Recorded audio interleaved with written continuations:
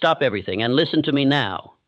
If you drift through this speech the way you drift through your days, it will pass through your ears like wind through an open field. You will remember nothing, you will apply nothing, and your life will remain exactly as it is. But if you listen as if your very destiny depends upon it, because it does, then what you are about to hear will not merely inform you, it will rebuild you. You are standing at a crossroads. One path leads to clarity, riches, and command over your life. The other leads to continued confusion, frustration, and the silent pain of wondering why nothing has changed. This is not entertainment. This is not passive consumption. This is not just another video. This is the law spoken aloud, tested across empires, and handed down to you in its purest form. And if you obey it, not once, not casually, but daily, deliberately, and defiantly, then the life you've been chasing will begin to chase you. I give you no motivation here. I give you instruction, and I tell you in the strongest terms, whatever the mind of man can conceive and believe, it can achieve. Not through luck, not through timing, not through chance, but through law, and law alone. Wealth does not begin in your job. It does not begin in your bank account. It does not begin in the favor of others or the circumstances you were born into. It begins in the mind, and only in the mind. Every fortune that has ever been built started as a thought, held with belief, fueled with desire, directed by plan, acted upon with discipline, and repeated with unshakable will. But if the mind is not governed, it drifts. And drifting is the silent killer of all success. Let me speak to you directly. Most men are not defeated by the world. They are defeated by their own passivity. They read books but never apply. They listen to knowledge but never act. They say they want riches but think and speak in the language of lack. They wish but never decide. They try but never commit. And worst of all, they excuse their idleness as waiting for the right time. But the man who becomes rich thinks on purpose. He walks with decision. He acts with speed. He speaks with clarity. And he repeats these principles until the mind surrenders. This is what you must now do.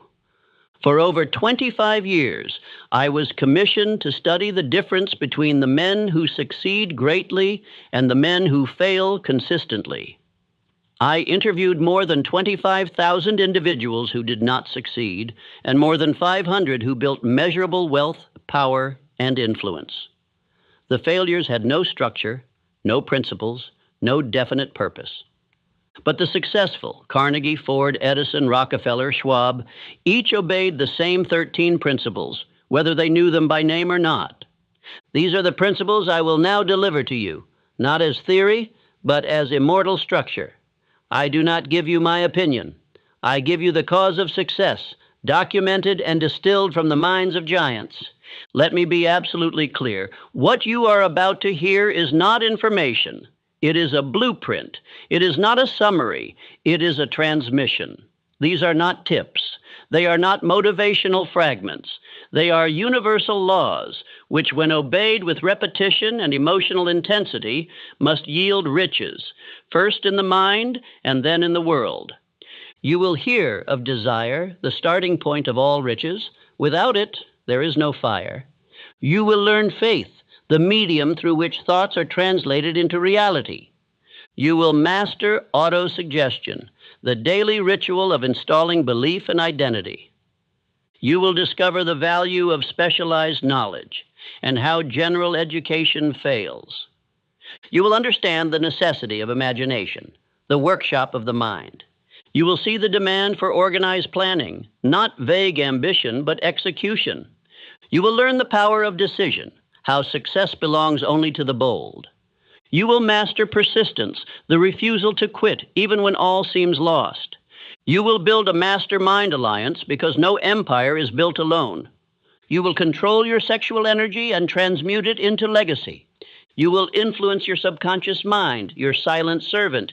You will tune your brain, a broadcasting and receiving station for thought.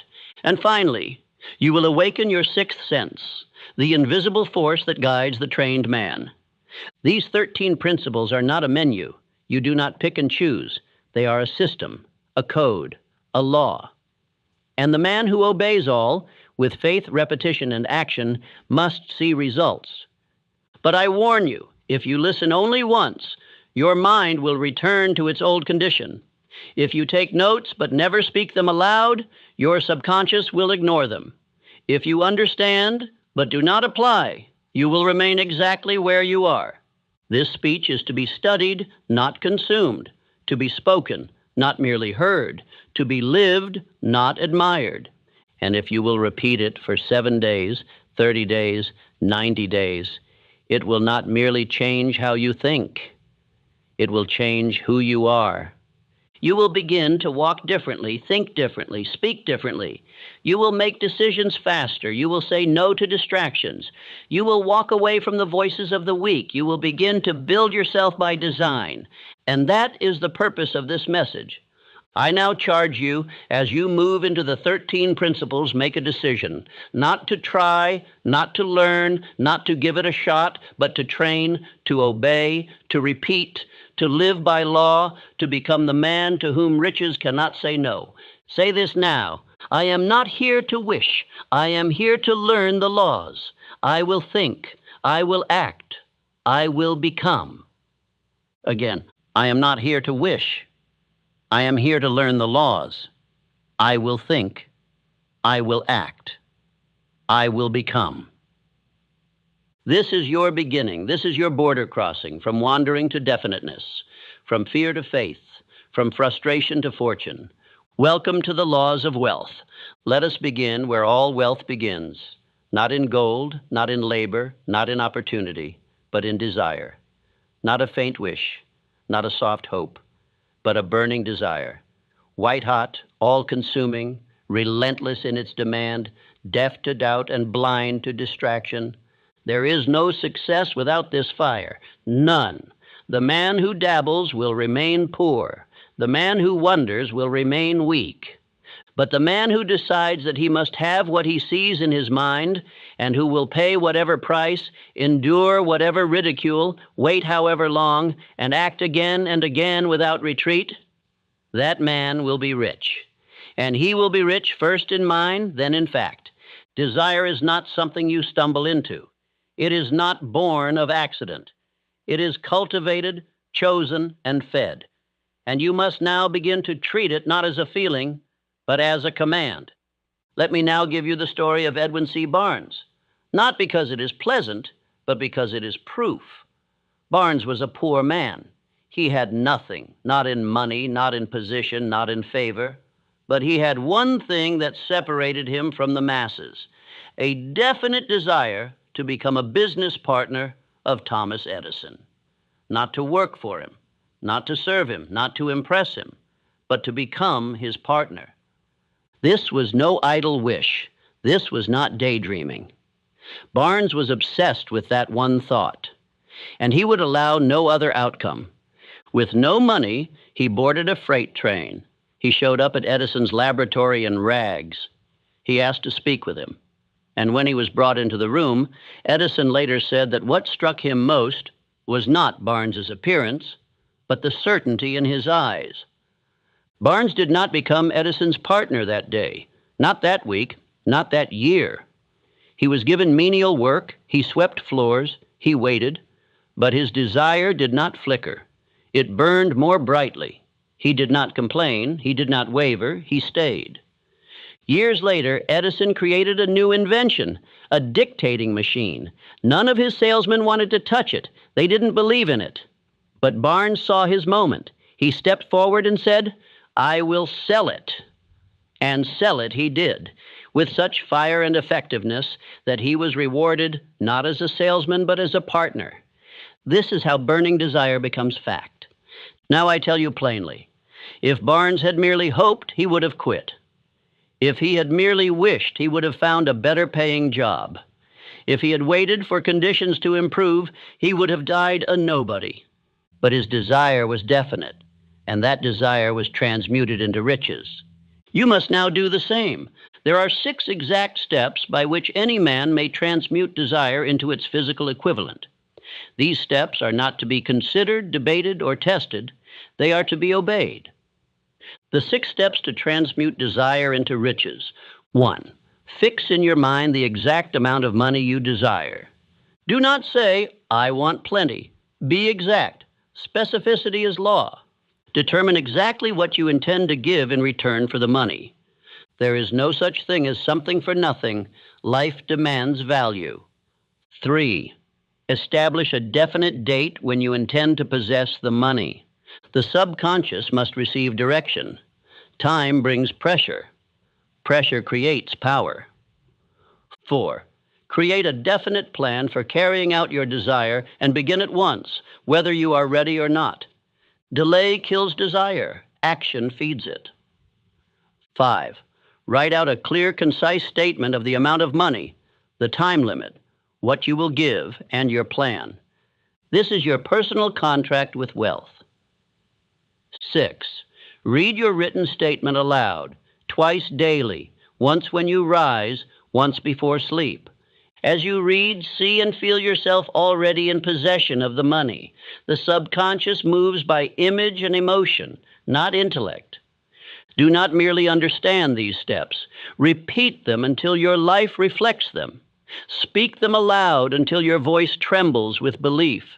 Live by them as a soldier lives by his orders. Let me give you the instruction again, in your own voice. Repeat this now. I demand riches of life with definite purpose. I burn all bridges behind me. I desire, and I obey that desire with action. Say it again, and mean it. This is not poetry. This is not affirmation for emotional comfort. This is identity construction. This is how desire begins to form your being. You will notice I did not say to ask for riches. I said to demand them. Life gives only what is demanded with precision and sacrifice. Vague wants are ignored by the universe, but the man who names his price pays it and speaks it daily. He cannot be denied. Let us pause here and consider the opposite of burning desire. The average man wishes. He says things like, "I hope one day," or "It would be nice if," or "Maybe someday," and then he returns to his habits of indecision, delay, and compromise. He calls this realism, but it is defeat disguised as maturity. Desire, when real, does not permit compromise. It does not ask the opinions of the crowd. It does not beg for support. It does not fade with failure. It demands its right to exist, and it trains the man to become worthy of it. Do not wish, do not dabble, do not drift. Decide what you desire and become obsessed. Burn your bridges behind you. Remove the exit signs. Shut the doors of retreat. Do not talk of backup plans. The man who says, "I'll try," has already quit. The man who says, "I will," has already begun to win. There is a law at work here. Thought, when repeated with emotion, becomes belief. Belief, when backed by plan and action, becomes fact. This is not theory, this is law. And desire is the fuel that drives it all. If your desire is weak, go no further. You must first strengthen it. You must feed it daily. Speak it aloud. Write it again. Think on it as you walk, eat, and breathe. Let it grow teeth. Let it demand action. Then you will know it is ready. Let me now give you your daily drill. Write your definite aim. Speak it aloud each morning and night. Feel it as done. Act immediately every day in alignment with it. Let no man or mood distract you from it. Desire is not an idea. It is a mental fire. And you must now tend to it like your life depends on it. Because it does. This is the foundation of all wealth. And without it, nothing in this book will work. But with it, everything becomes possible. Let me say this one more time, and let it brand itself onto your soul. I demand riches of life with definite purpose. I burn all bridges behind me. I desire, and I obey that desire with action. Let that be your code from this day forward. Desire without clarity is like a fire without direction. It spreads, it burns out, it turns to smoke. And the reason why most men never convert their desire into wealth is because they refuse to give it form. They wish vaguely, they imagine broadly, they hope someday, but they never decide precisely. And riches do not come to the hopeful, they come to the definite. You must now give your desire shape. It must be written, spoken, reviewed, and held before the mind like a blueprint before the builder. Without a clear aim, the subconscious cannot act. Infinite intelligence cannot respond, and your will has no place to anchor. So let us first speak of specificity. Do you know the exact amount of money you desire? Not a lot, not enough to live well. I ask for an exact figure. Is it 100,000, 1 million, 10? Name the number, then ask yourself, by when? Wealth does not respond to someday. It responds to dates, deadlines, and declarations. Now ask yourself, what are you willing to give in exchange? Wealth is not granted. It is earned through service. What problem will you solve? For whom? Through what product, what offer, what effort, what mastery? You must write this out. If you cannot answer these questions yet, you are not ready for riches. But you can become ready today by writing the answers down and refining them every day until they are sharp, solid, and sacred. I give you now a command, not a suggestion. Take out a page, and on it write the following declaration. It must be in your own words, but it must include these elements: the exact amount of money, the definite date by which you intend to possess it, what you are giving in return, the plan you have begun acting upon. Here is a structure. By the exact date, I will have in my possession specific amount of money, which will come to me in return for specific service rendered. I will begin this process immediately by first action step. I will speak this aloud twice daily and act on it without fail. Write this now, not later. Now, until this is written, the rest of this journey is speculation. Once written, you must speak it aloud, twice daily, morning and night. Why? Because the mind is not moved by what it reads. It is moved by what it feels. And repetition, backed by emotion, is how belief is installed. This is not self-help. This is mental engineering. Every morning when the world is silent before fear has a chance to speak, you will rise, stand, breathe deeply, and declare your aim aloud. Not quietly, not casually. With fire in the voice and belief in the belly, you must feel the words resonate in your body. And every night before sleep, when the mind is most open to suggestion, you must do it again. Speak it, feel it, then see it. Imagine yourself inside it. Walk the rooms of your goal, hear the sounds, taste the reward, stand inside the life you are building. Your subconscious does not distinguish between real and imagined. It only obeys what is repeated with feeling. And it begins to influence your body, your thoughts, your habits, and your environment to bring it to pass. Let me speak to your doubt. You may say, "It feels strange to speak this aloud."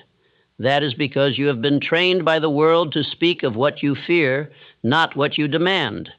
But I tell you, the man who is too proud to speak his aim aloud is not yet ready to receive it. Repetition is not weakness. It is how every truth becomes identity.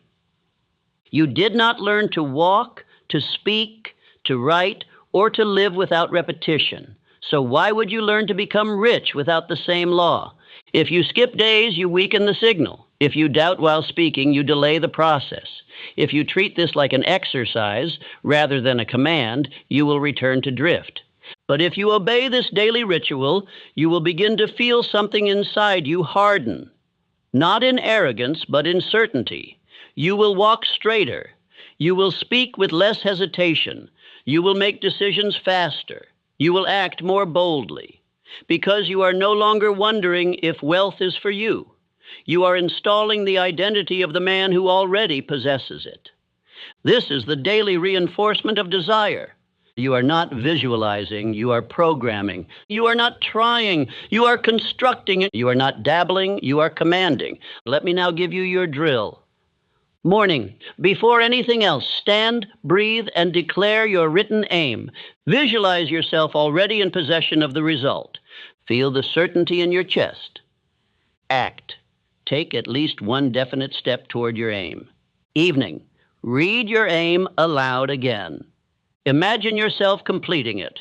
Drift to sleep with that image in your mind. Repeat this every day without exception for 30 days, then again for 60, then again for 90. If you miss a day, start over. This is not superstition. It is training. This is how the subconscious surrenders. Say this aloud now. I do not wish, I decide, I speak with fire, I act with certainty, I reinforce my desire daily. Repeat that. Let it anchor in you. You are becoming the man who is no longer ruled by mood, but by mission. You are no longer led by fear, but by clarity, repetition, and decision. Desire is no longer just a feeling in you. It is becoming a structure. It is sharp, and it is specific, and it is backed by speech. It is reinforced by repetition. It is driven by belief, and it is demanding results. This is how riches begin. This is the fire of desire, clarified, repeated, and directed. You will go no further than your belief. That is not a possibility. It is a law. Your belief sets the ceiling of your life. And while many men speak of faith as if it were a soft and emotional feeling, I tell you now, faith is not feeling. It is not a whisper of hope. It is not something you wait for. It is something you build. Faith is not born from mood. It is born from decision, decision repeated until the subconscious accepts it as law. Most men never rise because they wait to believe. They say, once I see results, I will believe in myself. But that is not how faith works. Faith is the cause, not the effect. You do not see results and then believe. You believe and then you see. That is the order. That is the structure. And any man who violates that structure must live by default. He must drift, stumble, delay, and shrink. But the man who believes without evidence, the man who installs his vision into his own subconscious with repetition, emotion, and conviction, that man becomes dangerous to failure. Let me tell you now about one such man. His name was Henry Ford. He was not born to wealth. He was not backed by academia. But he had one quality that placed him far above his peers. He believed in a future that no one else could see. While the world still trusted the horse, Ford saw the automobile. While the experts laughed, he went to work. They said it was impossible. They said it would fail. They said the market would never support it, but he had seen it already in his mind. And what he had seen, he believed. And what he believed, he built. He did not argue. He did not plead for understanding. He moved, and the world was forced to catch up. Ford's belief was not passive. It was not theoretical. It was not borrowed from others. It was installed. He repeated his vision. He spoke it aloud. He burned bridges behind him. He acted while doubted. And in doing so, he taught us this: belief is the internal architecture of all achievement. You may ask, how can I believe in something I have not yet done? And I answer you this: through repetition and emotion, the subconscious mind can be convinced of anything. It does not know what is real. It does not care what is true. It responds only to what is repeated, emotionalized, and accepted. This is where autosuggestion joins hands with faith. Autosuggestion is the act of planting the seed. Faith is the result of that seed being accepted and nurtured by the subconscious mind. You do not need to feel like a millionaire to become one. You need only to speak as one, think as one, act as one, and do so repeatedly until your inner self begins to reflect that identity without resistance. Do not wait to feel it. Speak it. Speak it until the feelings come. Act until the belief begins to emerge from within. The man who waits to feel ready will never begin. The man who decides, speaks, and repeats will begin before he is ready and will make himself ready in the process. Let me give you the formula, and do not treat it lightly. Autosuggestion plus emotion equals belief. Belief plus plan plus action equals results. Most men try to act without belief. They make plans with doubt. They speak with fear in their throat, and so their efforts collapse. But the man who speaks his aim daily, who attaches emotion to every word, who visualizes his success until it feels familiar, that man begins to radiate a confidence that others can feel even before he speaks. This confidence is not arrogance, it is not showmanship, it is the stillness of the man who knows what is coming because he has already lived it 1,000 times in the quiet of his morning ritual. Faith does not come by chance, it comes by choice. Choice made again and again until belief becomes instinct. You must now decide to believe, not after the results come, not when you feel ready, not when others agree, but now. Because the man who lives by faith receives answers the doubter never hears. He receives opportunities the timid man never sees. He receives favor, speed, strength, insight, and eventually results. Say this aloud now and say it with power. I believe, I building, I act, my faith conquers fear. Again, I believe, I building, I act, my faith conquers fear. If you say this once, it will do nothing. If you say it without feeling, it will do nothing. But if you say it every morning, before the world speaks doubt into you, if you say it with full conviction, with breath in your chest and light in your eyes, your mind will begin to change. And once the mind changes, everything changes. And faith is not some distant reward. It is not earned by prayer alone. It is built by obedience, obedience to your vision, your voice, your action. You are not waiting for faith. You are programming it. And when you have built it, truly built it, you will begin to speak in a new tone. You will not explain yourself. You will not apologize for your dream. You will not wait for permission. You will not need motivation. You will be moved by the belief that what you speak is already done. That is when the world begins to bend to your voice. That is when fear begins to flee from your thoughts.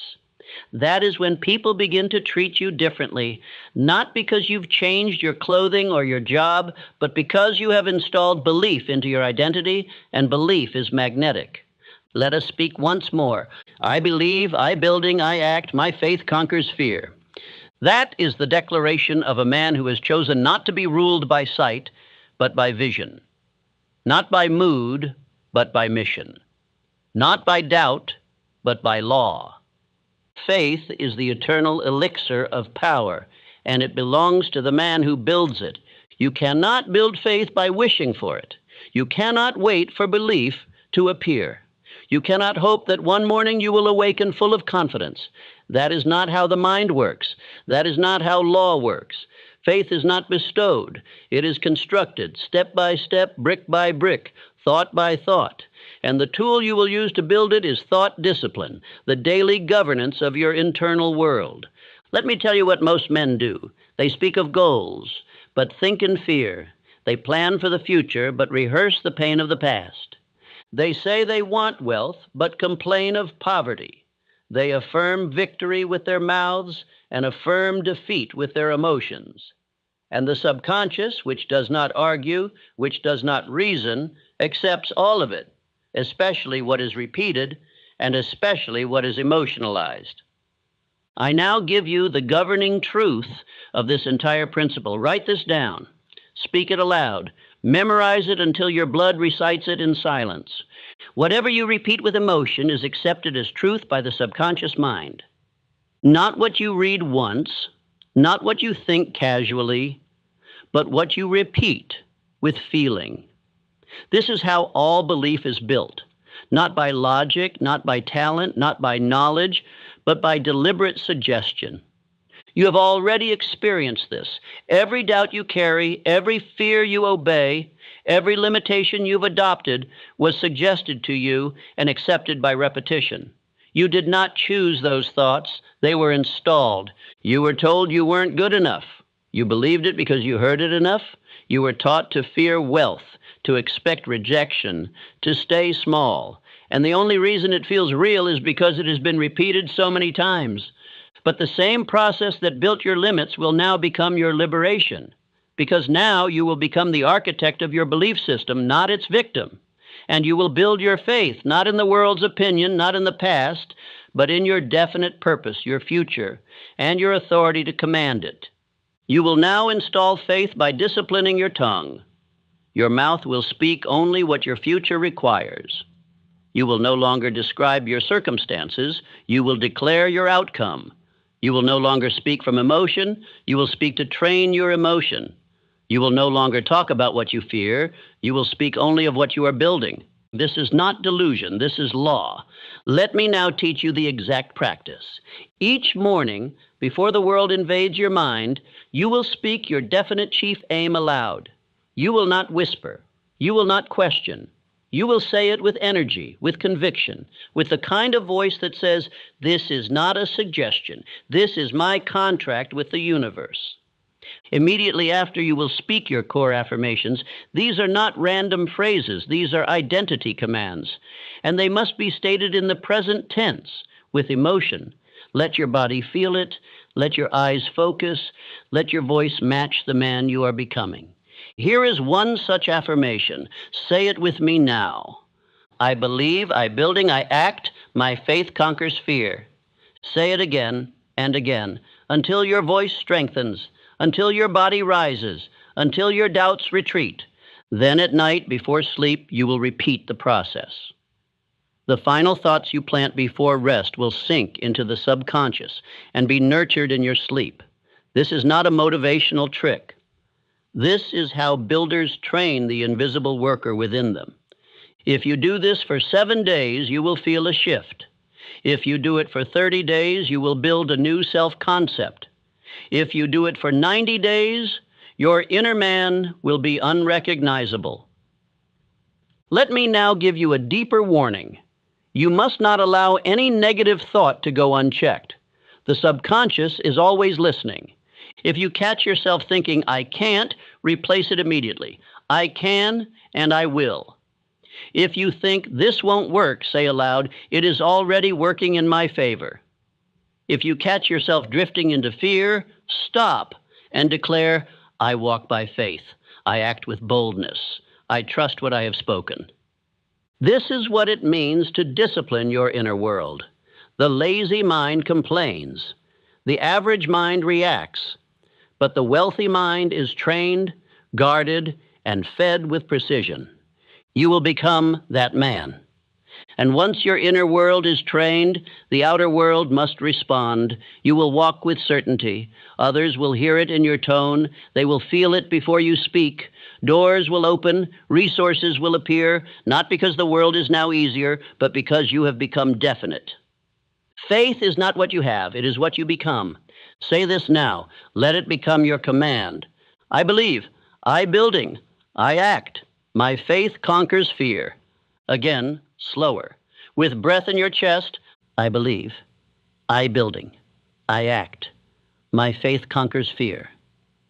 You are no longer waiting to feel ready. You are no longer waiting for proof. You are no longer feeding doubt.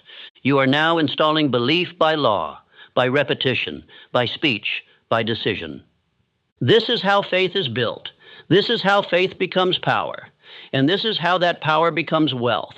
You do not become what you want. You become what you repeat. And what you repeat with emotion, with certainty, with faith, that becomes your reality. Not because of chance, but because of autosuggestion, the bridge between your conscious thoughts and your subconscious execution.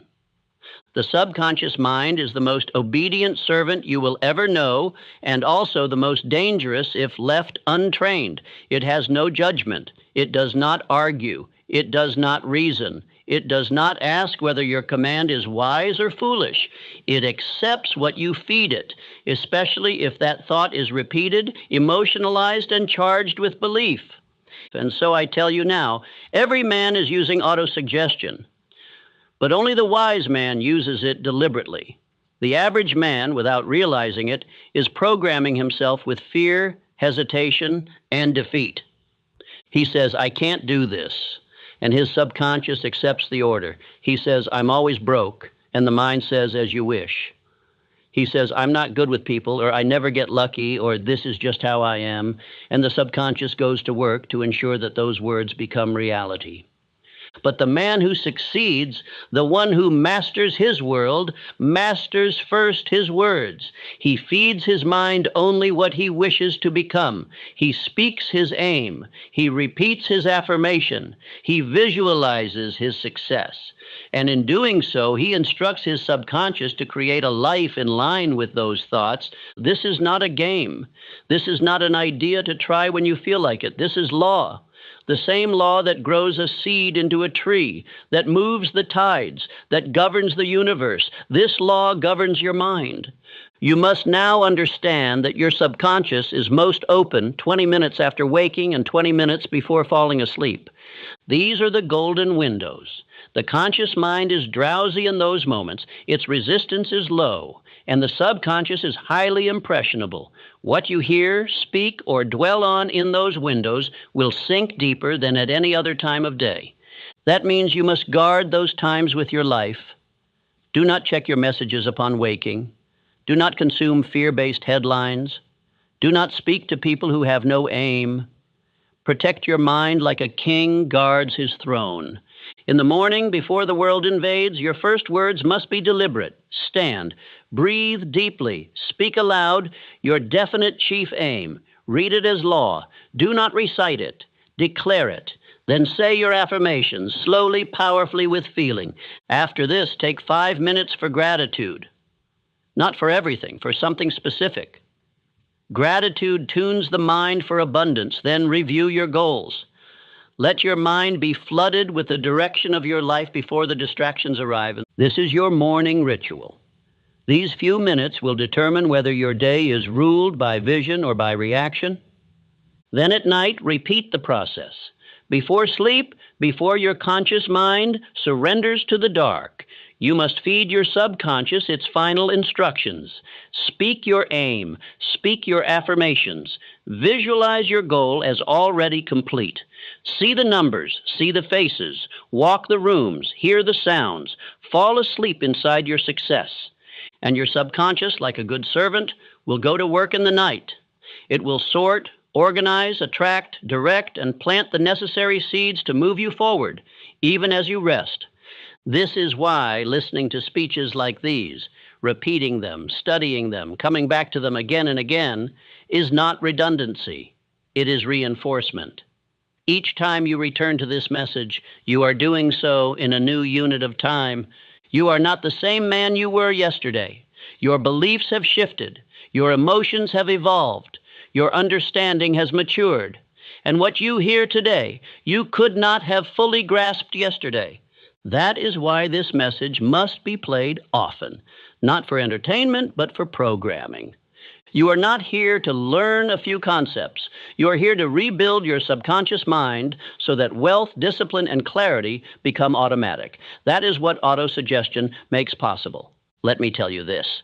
If you do not control your mind, someone else will. If you do not plant your aim, the weeds of fear will grow. If you do not speak your purpose, the world will give you its noise. If you do not repeat who you are, the past will tell you who you were. You must become the dominant voice in your life, your inner narrator, your daily commander, not through willpower, but through word power. You may think this is too simple, but the most powerful laws in the world are always simple. Say something long enough, and you believe it. Believe it long enough, and you act on it. Act on it long enough, and you become it. Become it long enough, and the world rewards you for it. This is how belief is born. This is how faith is installed. This is how wealth is built. Now, let me give you examples of affirmations. Use them until your subconscious accepts them as identity. I am a man of purpose. My thoughts are power. My voice builds wealth. I am the architect of my future. I speak only what I intend to live. I act without hesitation. I expect success because I build it. I was not born to drift. I was born to decide. I was born to lead. I was born to win. Speak those with strength. Say them until you believe them. Say them until the old voice inside you dies. Say them until your world begins to move in response to your word. The subconscious cannot argue. It only obeys, and from this day forward, it will obey you, because you have chosen to obey the law of autosuggestion. Say this now. Let it ring like a drumbeat in your soul. I do not speak by accident, I speak by design. My words program my world. My mind obeys what I repeat. Again, I do not speak by accident, I speak by design. My words program my world. My mind obeys what I repeat. This is no longer a theory. This is your daily practice. You are no longer careless. You are no longer hoping. You are no longer waiting. You are programming and you are repeating. You are constructing the man you are meant to become. And the subconscious, the silent worker, is already listening. Let us now strip away one of the most dangerous illusions that has ever been sold to man, the idea that education, in and of itself, guarantees success. It does not. If it did, then every classroom would be filled with millionaires, and every man with a diploma would be surrounded by riches. But look closely at the world around you, and you will see the truth. General education does not create wealth. It was never designed to. It creates conformity. It prepares you to obey, to remember, to recite, but not to build, not to command, not to rise. This is where the schools have failed you. They have taught you how to pass tests, but not how to solve real problems. They have filled your mind with disconnected facts, but have never demanded that you apply them in a way that creates value. They gave you lessons, but not purpose. They gave you structure, but not direction. You were taught to memorize, not to monetize. And so you were left with information, but no transformation, educated, but empty. But I now give you the law that governs every real fortune ever built. Riches do not respond to general knowledge. They obey specialized knowledge applied with purpose. The man who earns greatly does so because he has identified a specific field of value, mastered a specific skill or system, and learned to apply that skill in a way that serves others at scale. Do not confuse knowledge with wisdom. A man may know 1,000 things and remain poor. Another may know one thing, deeply, thoroughly, usefully, and become rich. The world does not pay you for how much you know. It pays you for how well you use what you know to solve problems. And the more valuable the problem you solve, the greater the riches that must come to you. Consider the example of John D. Rockefeller. He was not the most educated man in the classical sense. He did not attend elite universities. He did not memorize philosophy or study literature, but he had a deep, specialized understanding of oil, how to refine it, distribute it, organize it, price it, and scale it. He knew what the world needed and how to provide it efficiently. More importantly, he surrounded himself with men who possessed specialized knowledge in areas he did not. He did not need to know everything. He only needed to orchestrate the knowledge around a definite chief aim. And by doing so, he built one of the greatest empires the world has ever known. You must now do the same. You must not chase knowledge for the sake of knowledge. You must seek application. You must begin where you are. Look at your current abilities. Look at the problems you can solve. Look at the things others come to you for. Then ask, where can I go deeper? What must I master? What must I study daily with purpose? And when you find that answer, you must begin the work of becoming a master of your craft. If you cut hair, become the best in your city. If you write, learn the structure of persuasion, the rhythm of language, the art of clarity. If you speak, study tonality, posture, silence, power. If you sell, study human behavior, objection, urgency, and the psychology of purchase. If you train others, study not just the subject, but the student. Learn to listen, learn to adjust, learn to simplify. Do not try to master everything. Pick one lane and go deep. The man who dabbles is ignored. The man who specializes is paid, respected, and remembered. Do not complain that you are not where you want to be. Ask yourself, what value do I bring that solves a painful problem for someone else? If the answer is vague, your income will be vague. If the answer is clear and repeated, your wealth will grow.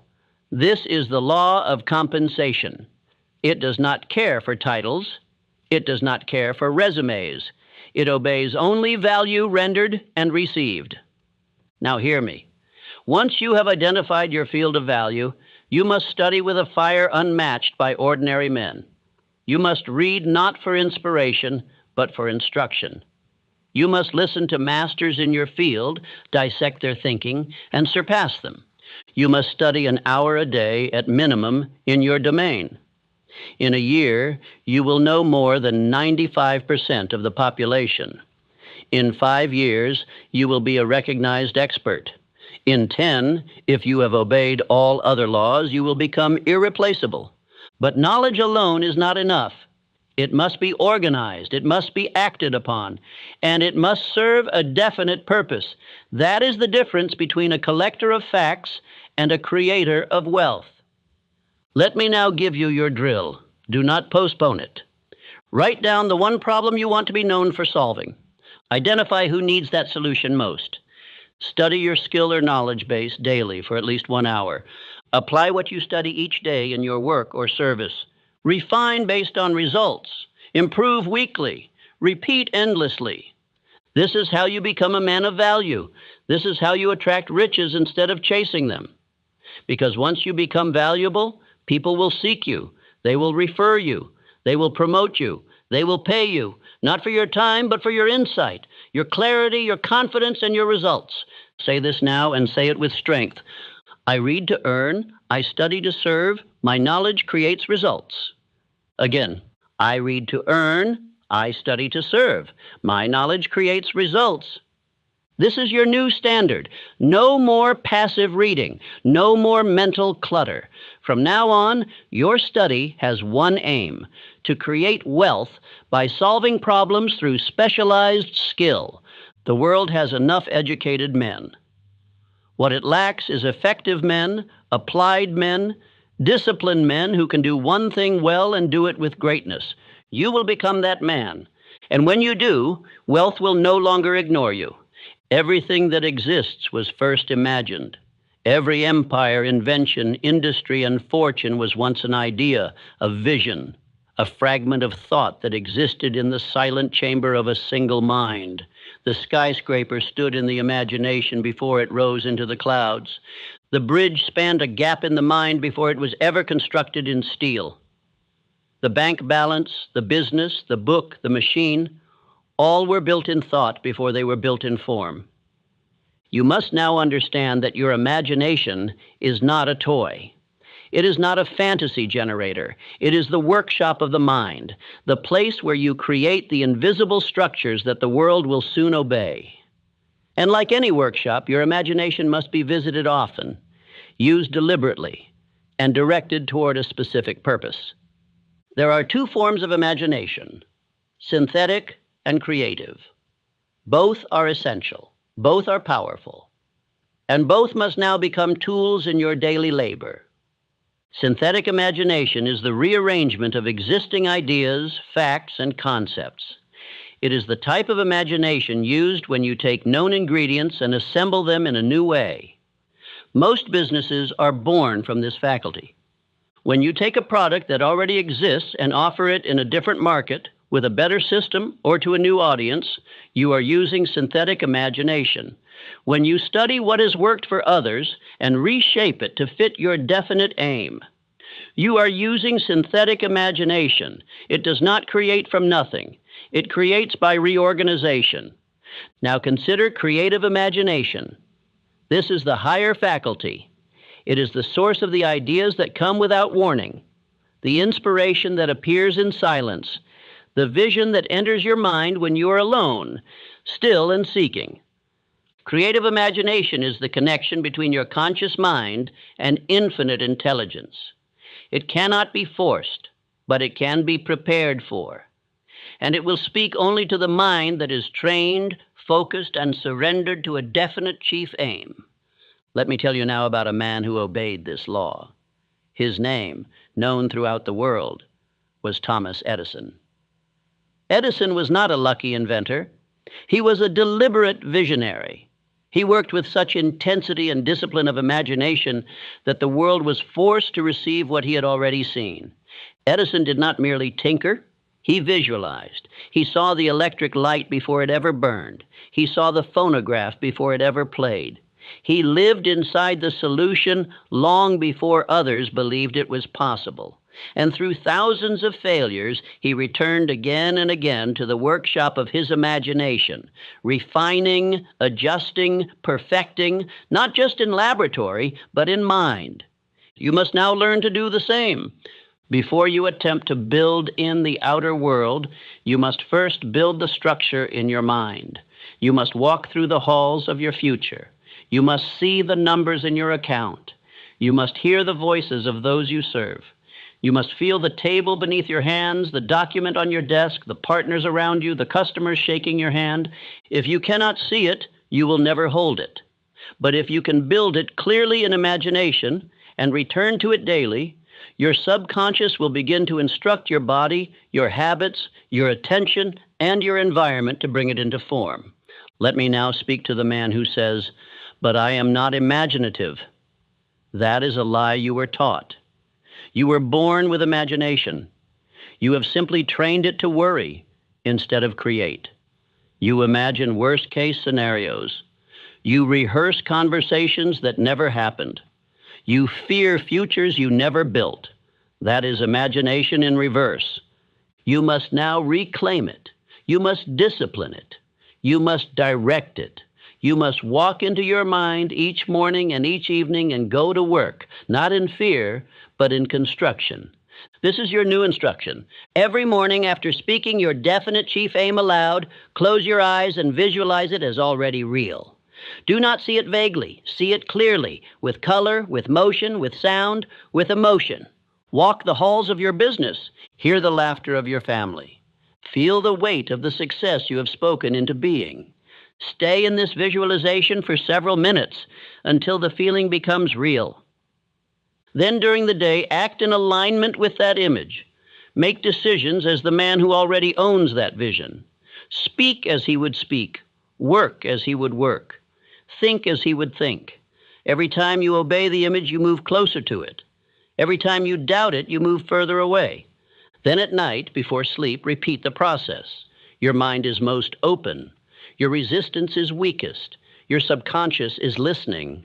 Let the final image you see be your aim complete. Let the final emotion you feel be gratitude for what is already yours in the unseen. And do not be concerned with how. That is not your domain. Your duty is to build the structure in thought. Infinite intelligence will supply the plan, but it will not speak to the man whose mind is cluttered, scattered, and vague. It will only whisper to the clear, focused, believing man who has dared to build what he has not yet touched. Say this aloud. I see my goal. I walk through it. I live it in mind. I build it in form. Again, I see my goal. I walk through it. I live it in mind. I build it in form. This is no longer fantasy. This is daily construction in the mental workshop. Your imagination is now sacred. It is no longer a place for fear, replay, regret, or fantasy. It is the studio of your success. It is where every result you desire will be built or ignored. You are the architect, and the architect must draw first before the builder ever lifts a tool. Imagination without ritual is nothing more than fantasy. A man may dream of riches all his life and never touch them if he never binds those dreams to daily construction. The mind, like a field, must be worked. It must be tilled. It must be visited every day with a definite plan and a definite purpose. You do not build a mansion in the world without blueprints, and you do not build a fortune in life without mental construction, repeated, disciplined, directed. What the mind rehearses, the body executes. If you rehearse doubt, delay, failure, poverty, rejection, then that is what your body will carry out. You will hesitate, sabotage, withdraw. Your habits will mirror your fear. Your posture will slump with it. Your voice will tremble beneath it. But if you rehearse wealth, if you rehearse confidence, if you walk daily through the halls of your success in the theater of your mind, then every fiber of your being will begin to obey that image. You will begin to move like the man who already possesses what he desires. This is not mysticism. This is law. The law of autosuggestion, the law of emotionalized repetition, the law of definite purpose, the law of belief, and imagination is where they all meet. Now I will give you a ritual, not a routine, a ritual. This is sacred. This is your daily appointment with the man you are becoming, and you must never be late. Every morning before the world speaks, you must return to the workshop of your mind. This is your time. This is your advantage over the drifting man, the lazy man, the man who lets the morning control him. You will now become the man who controls his inner world before touching the outer one. Rise early. Do not touch your phone. Do not absorb the fear and confusion of the world. That is how ordinary men begin their day. You are no longer ordinary. Breathe deeply. Stand with strength. Speak your definite chief aim aloud.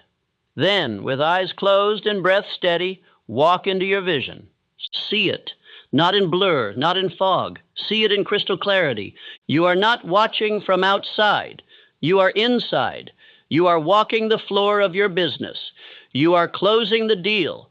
You are serving the client. You are receiving the check. You are shaking hands. You are leading the room. You are writing the number. You are giving the speech. You are living the scene. Feel it. How does it feel to know it is done, to know it is yours, to know that you built it in thought and now live it in form? Let the emotion rise, not passively, but deliberately. Your subconscious does not speak English, it speaks emotion. And what you emotionalize, it believes. And what it believes, it creates. Stay in this visualization for 5 to 10 minutes. Do not rush. Do not drift. If your mind wanders, return. The architect does not walk away from his blueprints. Neither will you. Then open your eyes and take one deliberate action toward your vision. Do not end the ritual in stillness. End it in movement. This links the inner to the outer. This instructs the subconscious that the image is to be obeyed. Then, at night, return again to the workshop before sleep. While the body is tired, while the mind is soft, speak your aim again. Re-enter the vision. Walk the same halls. Feel the same feeling. But now imagine it is complete. You are not building it. You are celebrating it. You are looking back with joy. You are thanking God for the manifestation. You are grateful not for a wish, but for a result. Fall asleep in that state. Let it be the last signal your subconscious receives before it goes to work during the night. This daily ritual will become your spiritual furnace. Every day you enter, you feed the flame. Every day you rehearse, you sharpen the image. Every day you emotionalize, you deepen the belief. And the deeper the belief, the faster the execution. You are no longer reacting to life. You are constructing it. Now let me speak to the doubter who still lives in your old mind. The one who says, "But I don't see change yet." That voice must die. That voice must be replaced with one more powerful, "I walk through the halls of my success in advance. I feel the fortune forming." Say it now. Let it rise. I walk through the halls of my success in advance. I feel the fortune forming. Say it again and again until your subconscious knows where you live. And then live there. Speak from it. Act from it. Decide from it. Reject what does not belong to it. And the world will begin to shape itself around your new image. You will no longer speak as a man who hopes. You will speak as a man who has seen. You will no longer move as a man who waits. You will move as a man who knows. You will no longer fear time, because every day in the sacred chamber of your mind, you are already building what others will not dare to dream. This is imagination as law. This is imagination as command. This is what it means to construct your world before the world can resist it. A man may have a burning desire. He may possess faith so deep it quiets every doubt. He may speak his aim, visualize his dream, and command his subconscious daily. But if he fails to convert his desire into a practical, living plan of action, he will remain broke, unknown, and bound by the tyranny of chance. Faith without a plan is fantasy. Thought without structure is smoke. Vision without execution is betrayal. Let me now say plainly what the world will not tell you. There is no success without planning. None. The universe does not reward raw emotion. It rewards organized effort. Every fortune, every invention, every empire you admire was not only visualized in the mind of a bold man, it was constructed by sound, deliberate, and written planning. You have heard the saying, those who fail to plan, plan to fail. And it is true not because it is clever, but because it is law. The man who does not plan must drift. He must react. He must obey emotion and circumstance because he has no course, no system, no anchor. Desire is the engine. Faith is the fuel. Imagination is the workshop. But planning is the wheel, the axle, the frame, the vehicle itself. It is how thought becomes visible. It is how belief becomes structure. It is how your dream gets from the sky into the soil. Now let me introduce you to one of the finest examples of this principle in motion, Charles M. Schwab. Schwab was a man of planning genius. He rose from humble beginnings to become president of Carnegie Steel and later the founder of Bethlehem Steel. But it was not charisma alone that built his fortune. It was his ability to take complex goals and break them into specific, actionable steps, then delegate, measure, and adjust with precision.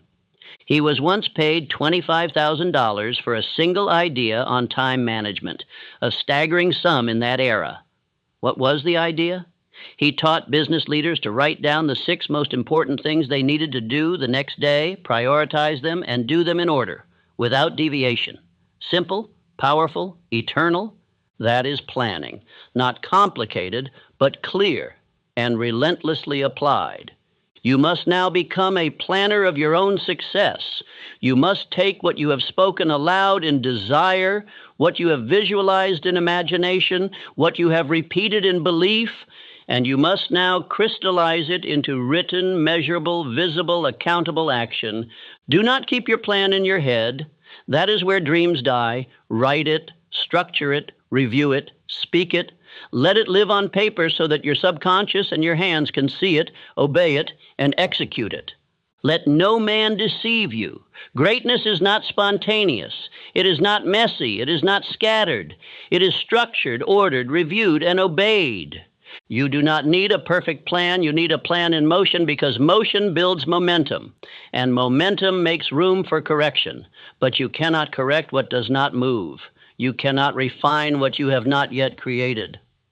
I tell you now, the man who keeps a weekly written plan and acts upon it daily will outperform the man of superior talent but inferior organization. He will grow faster, learn more, make better decisions, and attract higher-level opportunity. Why? Because the universe favors the man of intention. And let me give you this. When you write your plan down, you give your subconscious a map to follow. You reduce confusion, you strengthen clarity, you remove emotion from decision-making, you shift from reacting to commanding. The weak man waits to feel like doing something. The strong man looks at his written plan and does what must be done. He no longer depends on inspiration. He obeys instruction. Say this now and say it like law. I do not drift. I move with a plan. My plan is alive, and I act on it daily. Again, I do not drift. I move with a plan. My plan is alive, and I act on it daily. From this day forward, you will never again rely on memory. You will write, you will speak, you will schedule, you will move.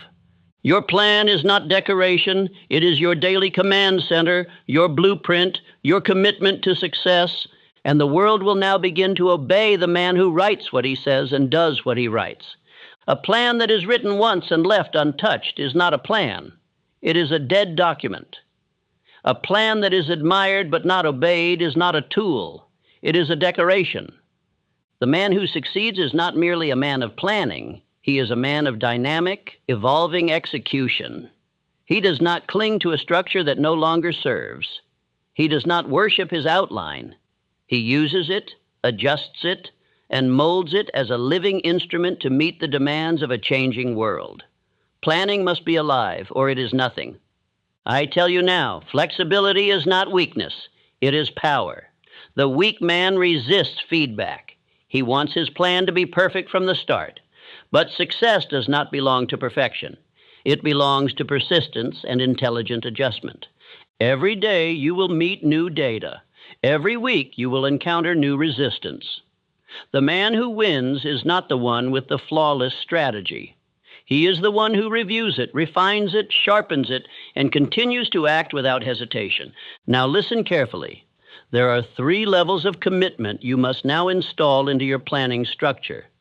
You must be committed not only to writing the plan, but to reviewing the plan, and most importantly, to executing the plan without delay. The first principle is this: weekly review is law. Every 7 days, you must sit down with your plan and ask, what did I do? What did I avoid? What worked? What needs refinement? You must look your week in the face and see it clearly, not with shame, not with pride, but with truth. And from that truth, you will adjust. Adjusting is not quitting. Adjusting is not doubt. Adjusting is obedience to reality. If a method is failing, refine it. If a priority is wrong, replace it. But do not allow yourself to become passive. You are the captain of your ship. And if you refuse to correct course, do not be surprised when you arrive at the wrong shore. The second principle is daily micro-commitment. Every evening, you must prepare the next day, not in your head, on paper. 3 to 5 core actions, measurable, prioritized, scheduled. And when you wake, you do not negotiate with that list. You execute it, you obey your past self. And in doing so, you build trust with the only person who truly determines your future: you. Do not let emotion dictate your morning. Let the written plan speak. Let the man who was clear yesterday lead the man who may be tempted today. This is how you move forward even when you don't feel like it, because you are no longer led by feeling. You are led by structure. And now the third and often forgotten pillar: external alliance and accountability. The man who walks alone may be free, but he is also vulnerable.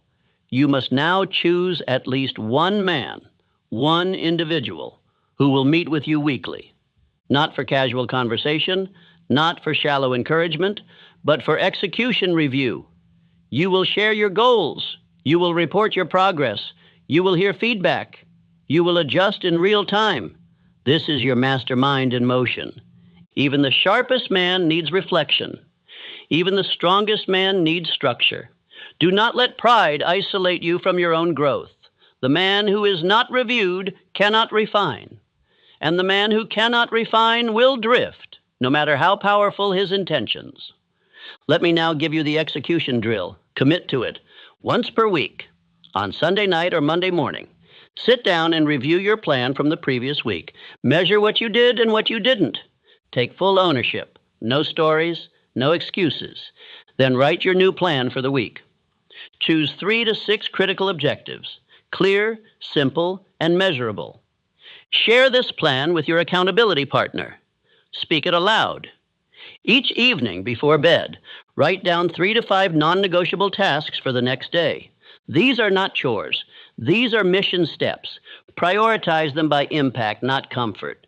Schedule them, put them in time blocks. Do not go to sleep until this is written down and ready. Each morning upon waking, read your task list. Begin with the first item before the day distracts you.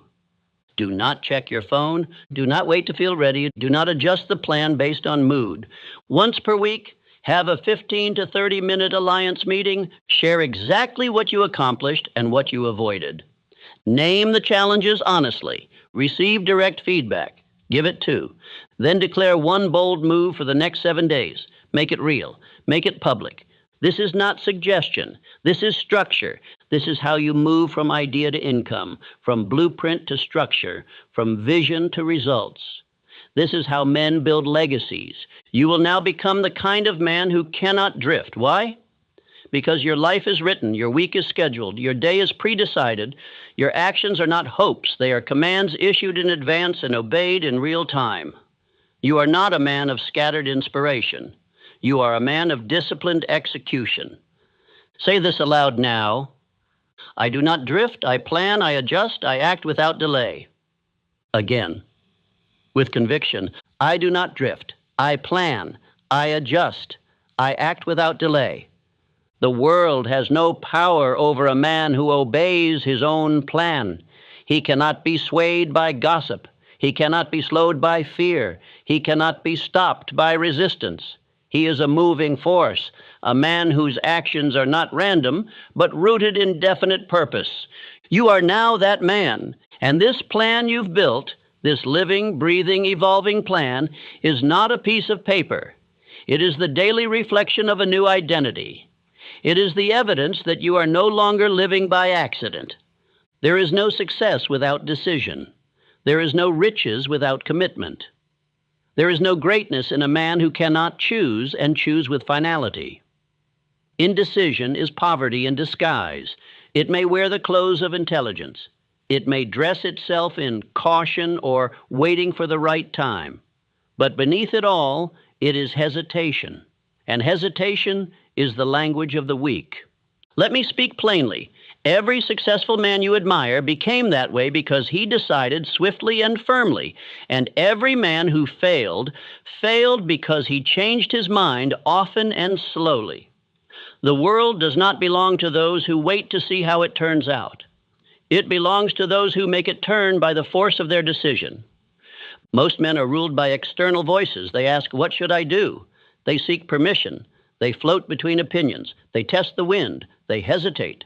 And while they hesitate, the bold man moves. While they wait for signs, the man of vision acts on clarity.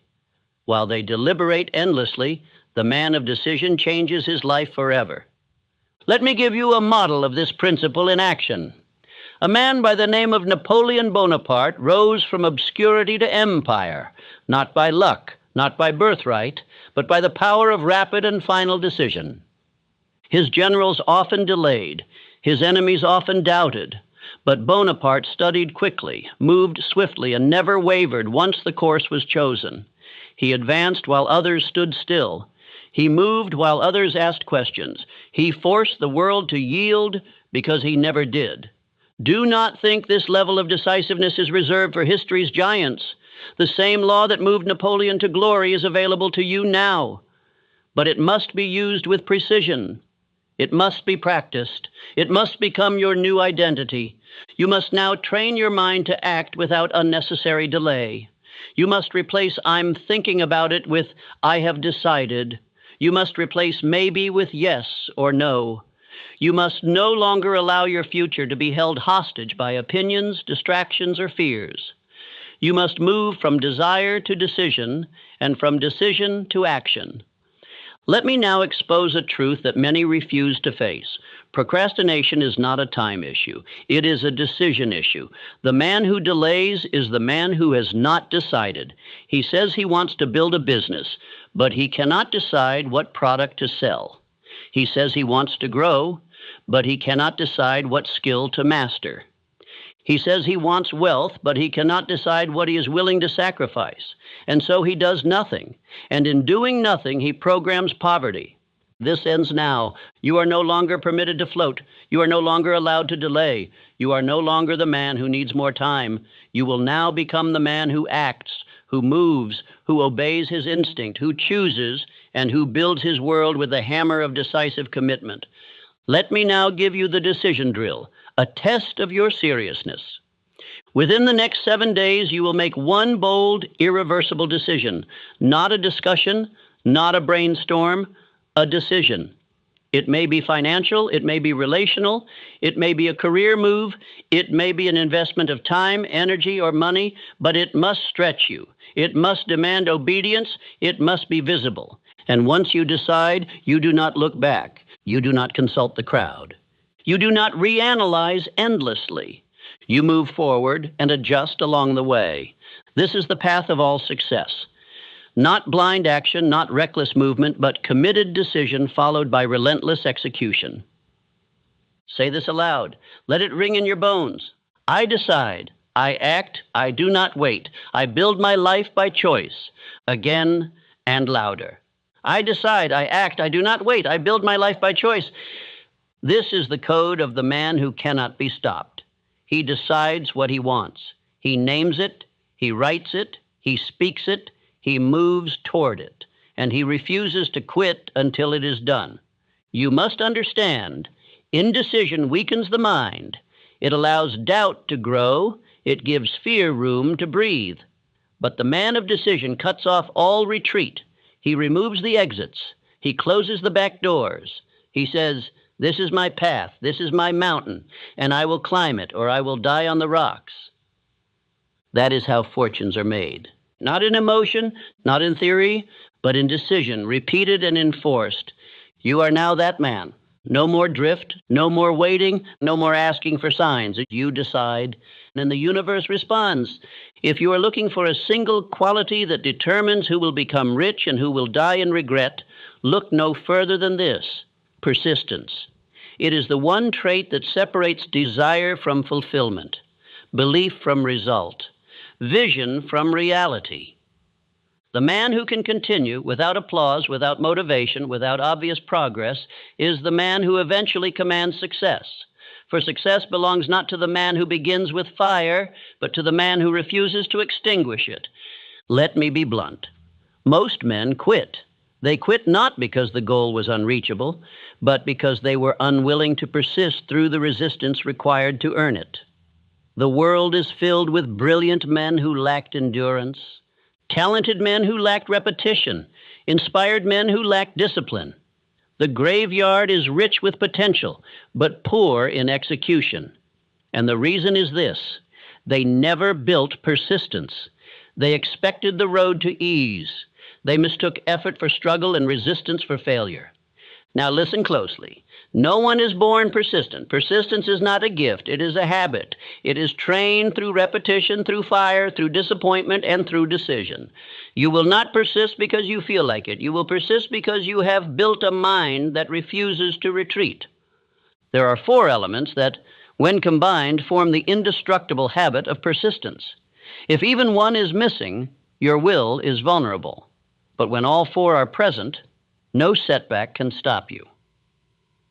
The first element is definite purpose, a burning desire backed by clarity. If you do not know why you are fighting, you will quit when the battle gets hard. But when your goal is precise, emotional, and non-negotiable, you will crawl through fire to reach it. Desire fuels all endurance. Without it, no plan, no belief, no discipline can last. This is why the previous principles must be built first. Desire is the engine of persistence. The second element is a definite plan. Without structure, persistence becomes chaos. You may have fire, but it will scatter. You may have energy, but it will burn out. But when your plan is clear, reviewed, and written, it becomes the daily instruction that pulls you forward. A good plan does not guarantee success, but it makes quitting harder.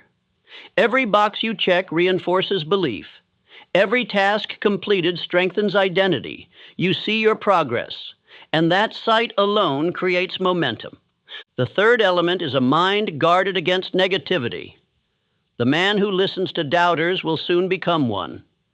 The man who absorbs fear will soon feel it. Your persistence must be protected like a flame in the wind. You must withdraw from the weak. You must fast from the noise. You must control your environment. Do not explain your plan to those who cannot see. Do not seek applause. You must become obsessed with your aim and indifferent to every voice that does not feed it. And the fourth element is a mastermind alliance. No great man persists alone. Even the strongest grow weary. But the man who is surrounded by one or more minds aligned in purpose cannot collapse. Your mastermind will correct you, encourage you, challenge you, and sharpen your persistence into steel. When your fire dims, their fire will rekindle it. This is not weakness, it is structure. Now, let me give you an example. A story you must remember. A man named R.U. Darby and his uncle once discovered a gold vein in Colorado. They purchased equipment, dug with enthusiasm, and found a small fortune. Encouraged, they continued. But after a short time, the vein disappeared. They dug a few more feet and then quit. They sold their machinery to a junk man and left. That junk man hired a mining engineer to assess the situation. The engineer studied the fault lines and determined that the vein had simply shifted. He advised to dig 3 feet further. The junk man did exactly that and found one of the richest gold veins in American history. R.U. Darby quit 3 feet from gold. The lesson is eternal. Most men stop when the answer is just beyond the resistance. They walk away when one more step, one more day, one more push would have changed everything. Now let me give you 3 more examples of persistence rewarded. First, Thomas Edison. He failed over 10,000 times before producing a working electric light. 10,000. Most men would not try 10 times, but Edison did not see failure. He said, "I have not failed. I have simply found 10,000 ways that do not work." That is the voice of persistence. Second, Abraham Lincoln. He failed in business, lost elections, suffered personal tragedies, was told by his peers he was unfit to lead. But he persisted. He believed in a cause larger than himself. And through years of defeat and ridicule, he rose to the presidency and changed the course of a nation. Third, Colonel Sanders, founder of Kentucky Fried Chicken. At age 65, he took his chicken recipe and drove across America seeking partners. He was rejected over 1,000 times before someone said yes. Today, that yes feeds millions, but it came after 1,000 no's.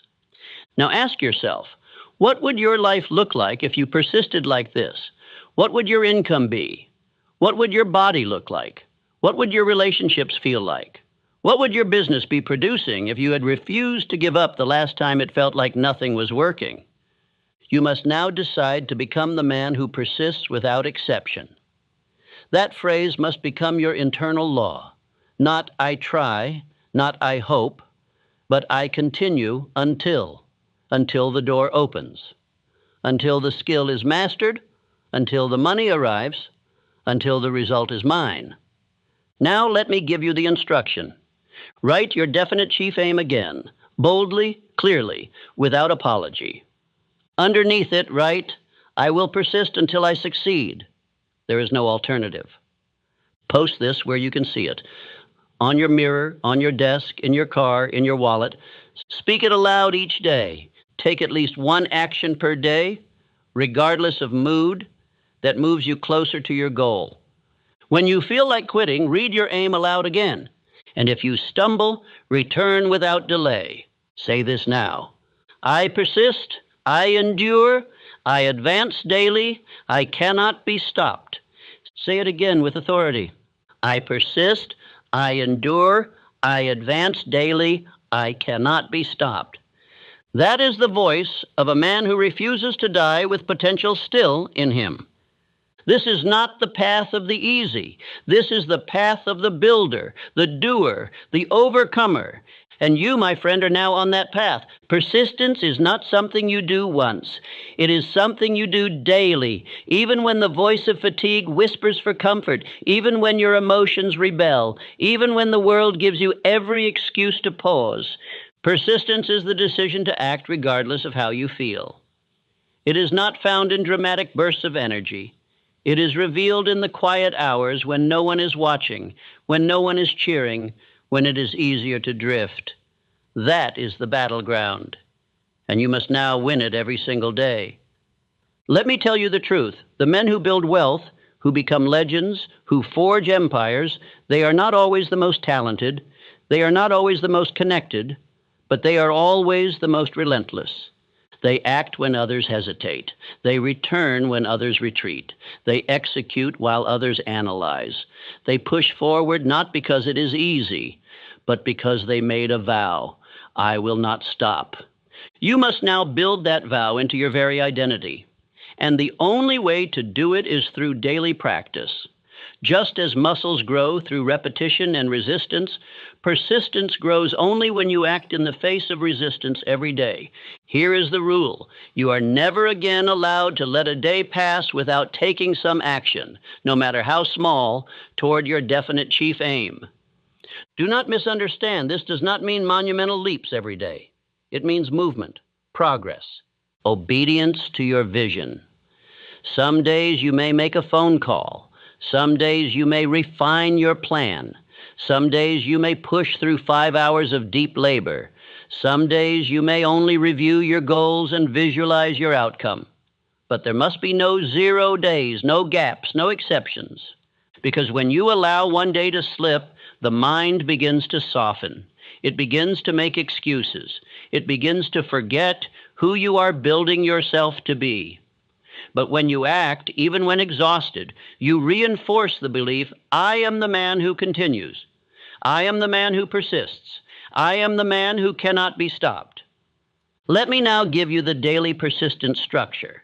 It is not optional if you are serious about success. The daily persistence structure. Each morning, read your definite chief. Aim aloud. Declare your core affirmation. I persist, I endure, I advance daily, I cannot be stopped. Ask yourself, what must I do today, no matter how I feel, that moves me closer to my goal? Write it, commit to it, execute it throughout the day. If emotion, fatigue, or resistance rises, return to your affirmation. Re-anchor in your identity. You are not ruled by mood, you are ruled by mission. Each evening, review the action you took. No matter how small, acknowledge your advance. Visualize the long-term compounding of your effort. If the day was difficult, write, still I acted. That sentence becomes your badge of honor. If you miss a day, you are not allowed to collapse into guilt or shame. You recommit immediately. You speak your aim aloud twice. You take an action that moment. You reinforce, I may fall, but I never stop. You are training your will. You are building a mind that moves forward on command, not on comfort. This separates the weak from the strong. This separates the hopeful from the builders. Because hope drifts, builders persist. Now let me speak to the deeper truth. Persistence does not mean perfection. It means no retreat. You will fail. You will be rejected. You will get tired. You will face temptation. But if you act through it, if you return again and again, if you stay in motion, the law will reward you. The world bows to the man who refuses to stop. You may not see the result on day 1. You may not see it on day 7. But if you continue, you will look back 1 year from now and be unrecognizable to the man you are today. Say this now. Say it with every cell in your body. I persist, I endure, I advance daily, I cannot be stopped. Again, deeper. I persist, I endure, I advance daily. I cannot be stopped. Make that your oath. Say it every morning. Speak it when tired. Speak it when doubt arises. Speak it when others quit. Speak it until your actions reflect it. Speak it until your results prove it. This is no longer about motivation. This is about identity. You are now the man who does not stop. You are now the man who builds in silence. You are now the man who moves daily until the world surrenders. No great fortune was ever built alone. No man rises to empire on the strength of his own mind alone. The myth of the self-made man is a romantic illusion, because behind every towering figure in history is a mastermind, an alliance of minds, a union of purpose, a gathering of intelligence, energy, and faith, working together for a common goal. This principle is not optional, it is not secondary, it is law, and the man who neglects it will build slower, suffer more, and fall harder than the man who obeys it. You must understand this. The mastermind is not just cooperation, it is power. When two or more minds are brought together in perfect harmony for the pursuit of a definite purpose, a third mind is created. This is not metaphor. It is a living, breathing intelligence greater than the sum of its parts. This invisible mind influences ideas, sharpens decisions, accelerates plans, and attracts results. You cannot see it, but once you experience it, you will never build without it again. Let me give you a historical example that proves the truth.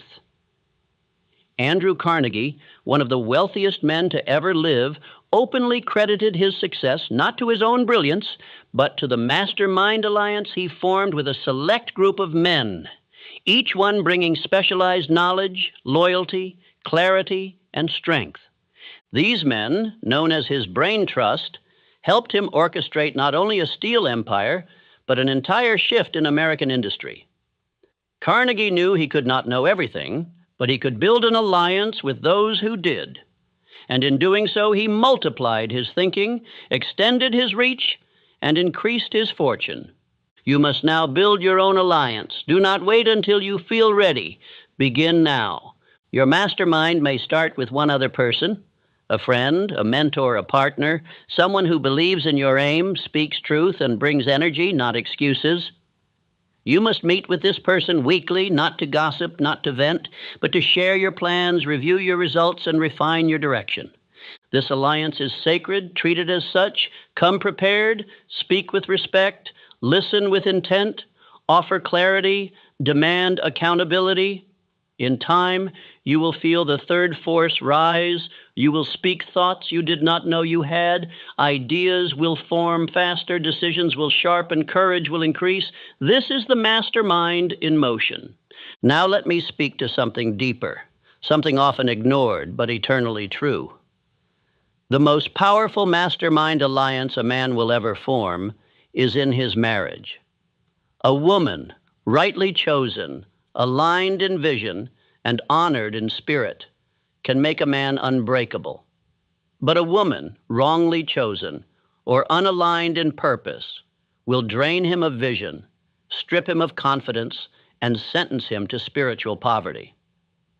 Many men fall not because of failure in business, but because of conflict in the home. They rise with vision, only to have it mocked. They speak with clarity, only to have it questioned. They act with courage, only to be met with resistance. This is not partnership. This is war.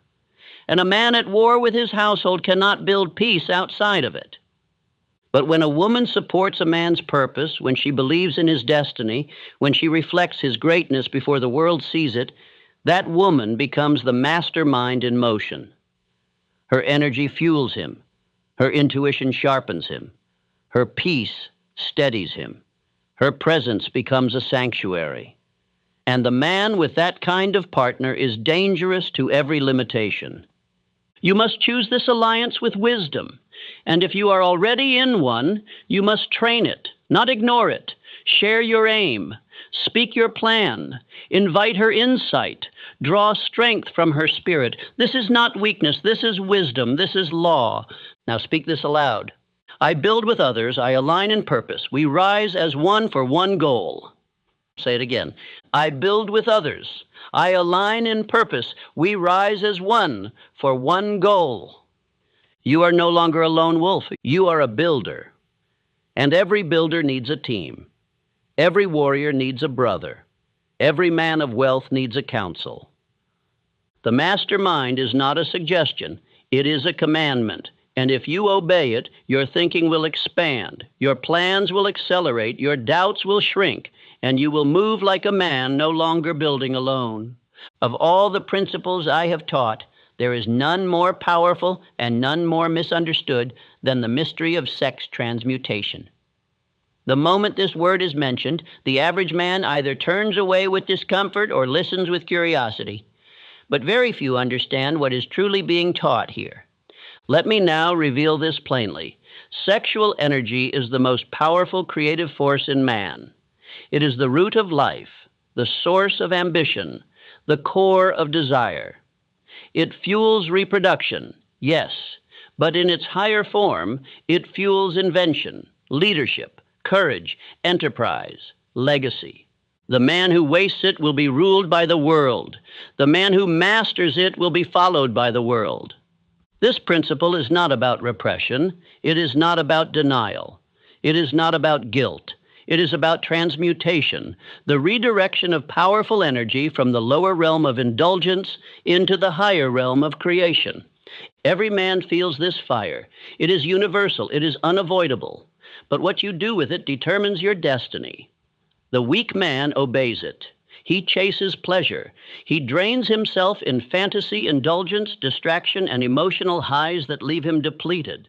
He becomes soft. His will weakens. His focus scatters. He becomes passive, addicted to stimulation, and addicted to himself. He confuses activity with creation. And while he is busy feeding the flesh, his destiny fades. But the great man, the builder, the producer, the leader, he channels that same energy. He does not suppress it. He does not pretend it does not exist. He observes it, respects it, and redirects it toward his aim. That same fire becomes the fuel for long hours, the fire for relentless study, the energy behind his speeches, the certainty in his decisions, the charisma in his presence. You can feel it in him. He is electric. He is composed, not repressed. He walks with depth. His words carry weight. And that power is no accident. It is cultivated through the mastery of transmutation. Let me give you two examples. The first, Leonardo da Vinci, one of the greatest minds to ever live, a man of endless invention, discipline, vision, and creative fire. Yet it is documented that da Vinci was celibate, not out of weakness or shame, but out of devotion to his higher faculties. He understood that energy used on lower desires was energy lost for art, architecture, anatomy, and innovation. His works live on centuries after his death because he poured his life force into creation, not consumption. The second, Henry Ford, a man of tremendous drive, precision, and world-changing production. While not celibate, he was known for discipline in his personal life, restraint in his habits, and an obsession with efficiency. His energy was not scattered. It was focused. And that focused energy transformed industry forever. These men did not destroy their desire. They reassigned it. They were not ascetics. They were creators. And you must now become the same. You must now begin the daily drill of redirection. Every time desire rises in you, do not suppress it. Do not feel shame. Do not act on it impulsively. Instead, recognize it as creative fuel and ask, where will I direct this fire? Will I waste it in indulgence? Or will I pour it into writing, building, refining, leading, moving, speaking, learning? This is the fork in the road, and your answer to that question will determine the size of your legacy. Now listen, transmutation is not easy at first. You have trained your mind to obey impulse, but every time you redirect, you retrain your nervous system to follow a higher order. Every time you say no to indulgence and yes to creation, you harden your will, sharpen your mind, and upgrade your identity. Say it now with full power. I convert fire into force. I channel energy into empire. Again. I convert fire into force. I channel energy into empire. You are no longer a slave to impulse. You are no longer ruled by appetite. You are now the man who uses every force within him to build, to create, to expand, to dominate his chosen field. You will walk differently now. Others may not know what changed, but they will feel it. You will speak with fewer words. You will think with deeper clarity. Your presence will grow heavier. You will become a man of energy, not leakage, a man of power, not waste, a man of creation, not escape. This is the mystery and the mastery of transmutation. There is a worker within you that never rests. It is always awake, always listening, always building. It does not speak, but it always hears. It does not question, but it always obeys. It cannot judge right from wrong, true from false, or wealth from poverty. It only knows this. What you repeat with emotion, it accepts as instruction. That worker is your subconscious mind, and it is either your most faithful servant or your most dangerous enemy. This mind is silent, but it is powerful. It controls your habits. It controls your emotions. It controls your automatic responses, your instincts, your reactions, your identity, and your reality. Whatever you plant into it over and over, it will grow. And it does not care whether that seed is poison or power. You become what you plant. Your voice is the seed. Now let me give you a fact that should awaken you to your responsibility. The average man thinks around 70,000 thoughts per day, and over 90% of them are the same as the day before. The same doubts, the same fears, the same limitations, the same silent commentary of self-doubt, worry, and weakness. He wakes and thinks, I hope today goes better. He walks and thinks, why does nothing ever work out? He sees others succeed and thinks, maybe I'm just not meant for that. And every single one of those thoughts is accepted by the subconscious as a command. That voice inside says, very well, we shall feel the same. We shall act the same. We shall repeat the same patterns. We will stay exactly where we are. That is how most men live, a slave to yesterday's thoughts, repeating today's failures, ensuring tomorrow's frustration. They want change, but they refuse to change the one thing that matters: the thoughts they plant, the words they speak, and the emotional repetitions they allow. But not you. You are here because you are ready to become deliberate. You are ready to speak on purpose. You are ready to write your instructions and to command your internal worker with precision, repetition, and belief. Now hear me carefully. If you do not plant your aim into your subconscious mind, the weeds of fear, failure, comparison, and confusion will grow by default. They require no watering. They will rise on their own. But faith, belief, wealth, discipline, these must be planted, spoken, and reinforced daily. You must become the gardener of your subconscious, and your voice is the tool you will use. Each time you speak your definite chief aim aloud, you are planting it deeper. Each time you speak your affirmations, you are building new roots. Each time you visualize your future as done, you are watering the soil. Each time you act, even when tired, you are reinforcing that the vision is real. Do not expect one planting to last a lifetime. You must revisit this field daily. You must protect it jealously. You must be vigilant against weeds. You must speak truth louder than fear. Now let me give you the daily subconscious planting ritual. You must obey this without exception. The daily subconscious planting ritual. 1. Morning, first 20 minutes after waking. Speak your definite chief aim aloud with clarity and emotion. Speak 3 to 5 core affirmations. Here are some examples of what you can declare. I am the master of my mind. My thoughts obey my voice. I build wealth with thought, word, and deed. Visualize the completion of your goal. See it, feel it, believe it. Spend 2 minutes in stillness, anchoring the feeling. 2, throughout the day, interrupt negative loops immediately. Replace them aloud. That is not who I am. I think with purpose. I speak with power. Guard your mental input. Refuse gossip, complaint, fear-based news, and small minds. 3rd evening, final 20 minutes before sleep. Review your goals. Read them aloud. Repeat your affirmations in a whisper. Visualize your ideal future again, but this time as already complete. Fall asleep inside the identity you are becoming. You must understand, your subconscious does not care about truth. It cares only about repetition. If you speak a lie long enough with emotion, it will believe it. If you speak the truth with weakness and hesitation, it will reject it. So speak your future with strength. Feed your mind what your destiny demands. Let me now speak this into your spirit. I do not recycle yesterday's weakness. I plant new thoughts. I plant power. I plant purpose. Again, I do not recycle yesterday's weakness. I plant new thoughts. I plant power. I plant purpose.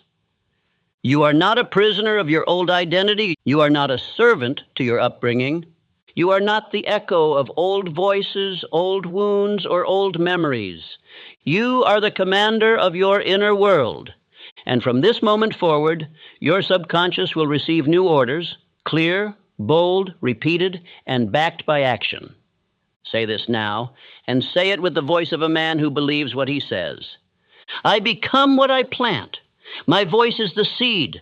My mind obeys what I command. Again, I become what I plant. My voice is the seed. My mind obeys what I command. This is the daily work. This is the unseen labor of the rich. This is how you turn thought into power.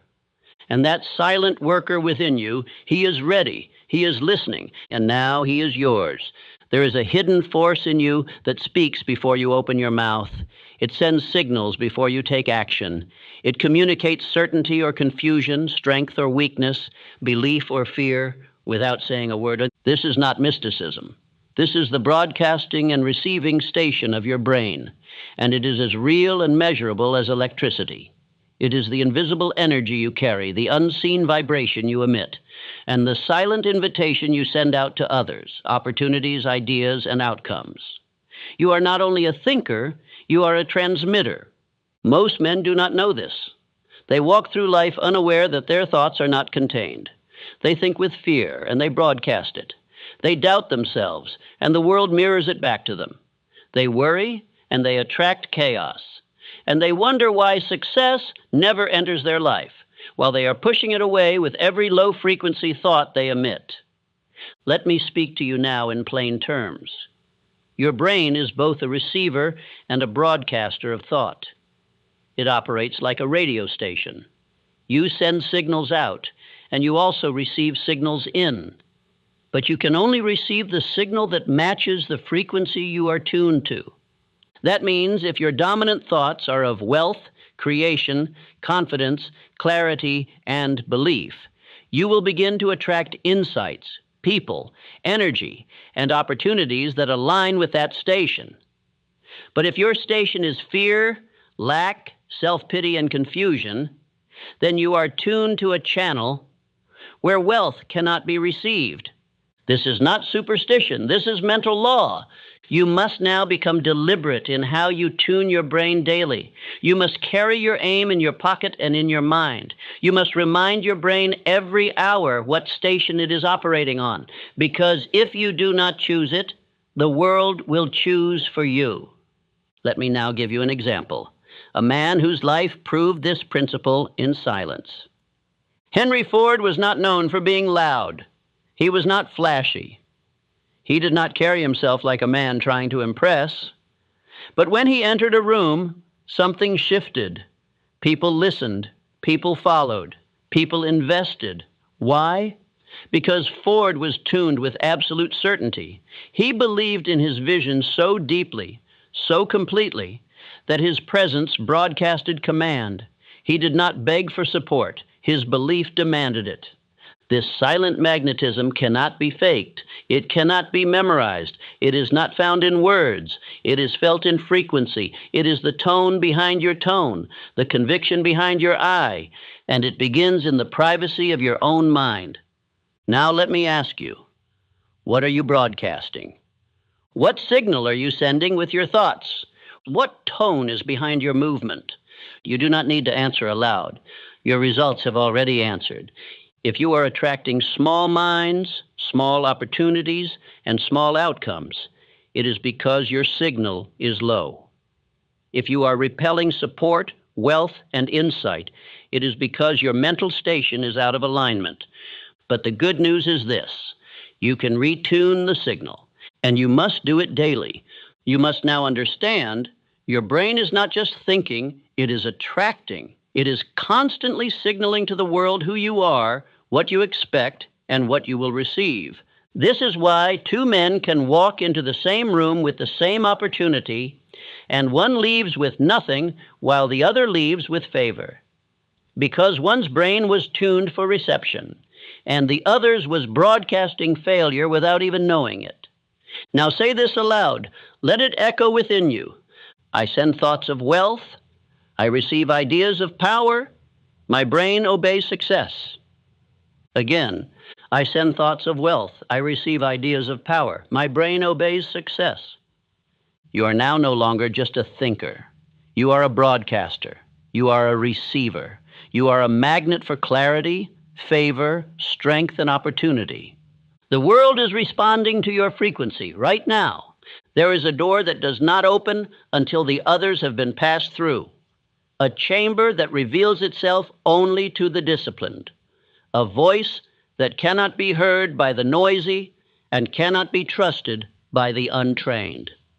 This is the sixth sense, the final faculty of all achievement, and until you have cultivated desire, built faith, practiced autosuggestion, gathered knowledge, used imagination, obeyed planning, enforced decision, developed persistence, united minds, transmuted energy, programmed the subconscious, and tuned the brain, you will not find this door. But once you do, it will be the quietest and most powerful part of your entire mind. The sixth sense is not mysticism. It is not magic. It is not a divine accident. It is a knowing, a deep, quiet awareness that speaks without sound. It cannot be forced. It cannot be scheduled. It cannot be demanded, but it can be earned. And when it arrives, it often comes as a nudge, a whisper, a sudden clarity, a feeling that says, "This is the move." You have felt it before, perhaps in moments of calm, perhaps when you were alone, perhaps when you had exhausted your logic and your mind went still, and suddenly you just knew. You could not explain it. But something within you had seen what the eye had not yet seen. Something in you understood beyond thought. That was not chance. That was the early voice of your sixth sense. It is the faculty by which infinite intelligence whispers into the minds of the prepared. It does not visit the noisy. It does not linger with the indecisive. It avoids the frantic and the proud. But it is faithful to the man who has mastered the earlier principles, because the man who has trained his mind is safe to guide. The man who has disciplined his thought is trusted with insight. The man who acts with courage is worthy of inner knowledge. Let me speak now of two men who lived by this law. First, Andrew Carnegie. His success did not come from mere organization or industrial leverage. He often credited a voice within, a stillness that would guide him before meetings, before negotiations, before major decisions. He would retreat, become quiet, and listen. And in that listening, decisions would come. He trusted them. He obeyed them. He built an empire not only with logic, but with inner revelation. Second, Thomas Edison. Beyond his planning, experimentation, and technical knowledge, Edison often spoke of ideas coming to him in flashes. He would fall into a half sleep, holding a metal ball. As he drifted, the ball would fall and wake him. At the exact moment his mind passed from conscious thinking to subconscious reception. In those moments, ideas would arrive fully formed. That was his access to the sixth sense. And from it came the phonograph, the electric light, the motion picture. This power is not given to the brilliant, it is given to the available. And availability comes not by accident, but by mastery of the principles you now hold. You may ask, how will I know when it has come? You will know, because it will speak when the mind is quiet. You will not doubt. You will not question. It may not come every day, but when it does, it will be clear. It will say, call him. Leave now. Do this. Wait. And if you obey that voice quickly and fully, you will often discover that it was right before evidence could confirm it. The sixth sense is not meant to replace logic. It is not meant to bypass thinking. It is the final layer, the capstone on the pyramid of mastery. And it only arrives once the foundation is firm. It is how the great men rise when others fall. It is how they move before others see. It is how they prepare before the world knows why. They are not just brilliant. They are in tune with a deeper law. They are listening while others talk. They are acting while others analyze. You may find that this sense first appears during crisis, when all logic fails, when all plans collapse, when you are forced to be still, and in that stillness, there it is, the whisper, the knowing, the voice that says, now. You must not ignore it. You must not argue with it. You must train yourself to recognize and obey it, even when others do not understand, even when there is no evidence, even when it makes no sense. That is the test, and when you pass it, it will return. There is no routine for this, no formula, only a life that is now quiet enough, clear enough, obedient enough to hear it. That is why you have trained the mind. That is why you have repeated your aim. That is why you have spoken with fire, guarded your thoughts, persisted through fatigue, united with others, and redirected your energy from the lower to the higher. You have been preparing for this moment, the moment where you no longer walk alone. Say this aloud, let it land in the deep. I trust the whisper. I act with knowing. I obey the unseen law. Again, I trust the whisper. I act with knowing. I obey the unseen law. You have reached the final principle. You are no longer a man guessing at life. You are now a man receiving instruction. And what you build from here will not come from you alone. It will come from the deepest part of you, and the world will call it genius, but you will know the truth. There are 6 invisible enemies that destroy more dreams than failure ever could. They creep in unseen. They whisper through thoughts. They infect decisions. And they rule the lives of 99 men out of every 100 without ever being named. These enemies are not physical. They leave no scars. But they do something far worse. They make men live small, think small, and die without ever touching their greatness. I call them the 6 ghosts of fear.